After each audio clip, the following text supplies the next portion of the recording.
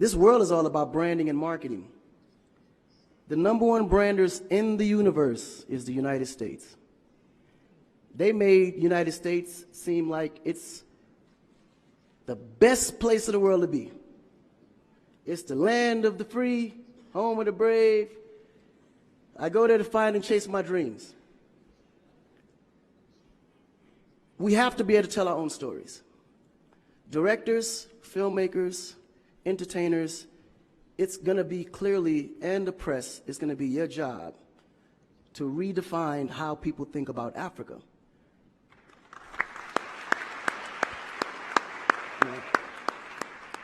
Because you're here, you see what's going on. You clearly can see in a vivid picture the good, the bad, and the ugly.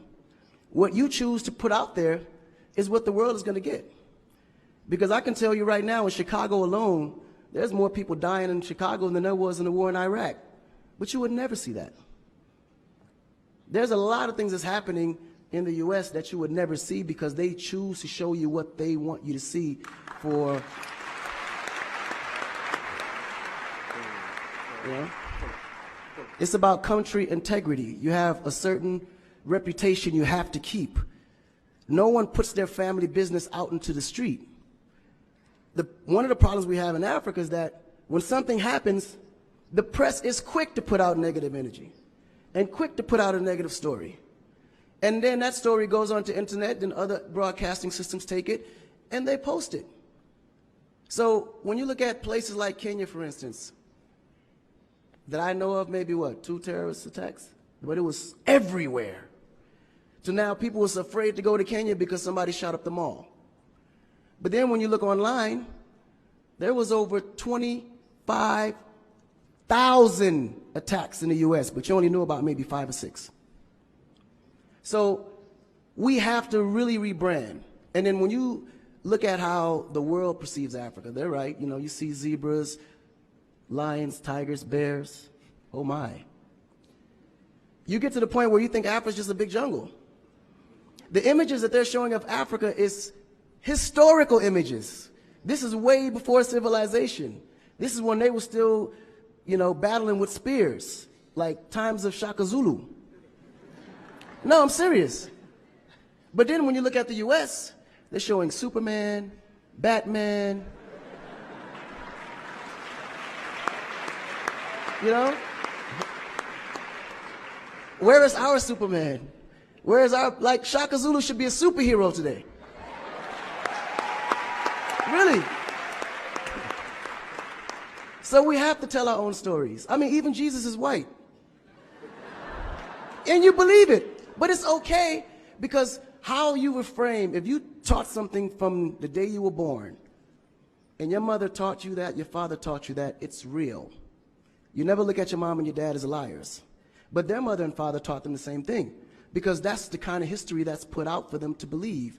Our history books in the U.S. is all white American history, culture that's been borrowed from other nations. But Africa have to teach the same history of our ancestors, the great things that they have accomplished.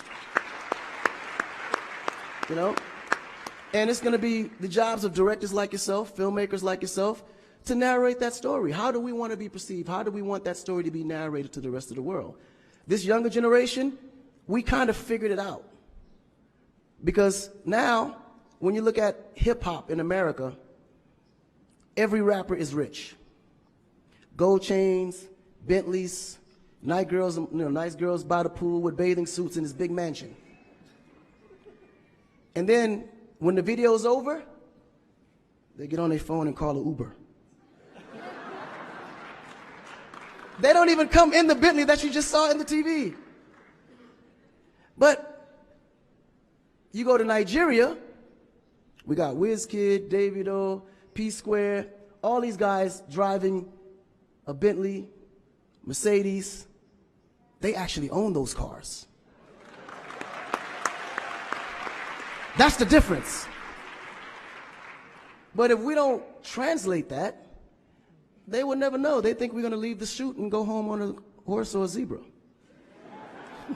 Because that's what they know. This is why African Americans are so afraid of Africa. You mention Africa, they start shaking. There's so much fear. They don't know how to translate that.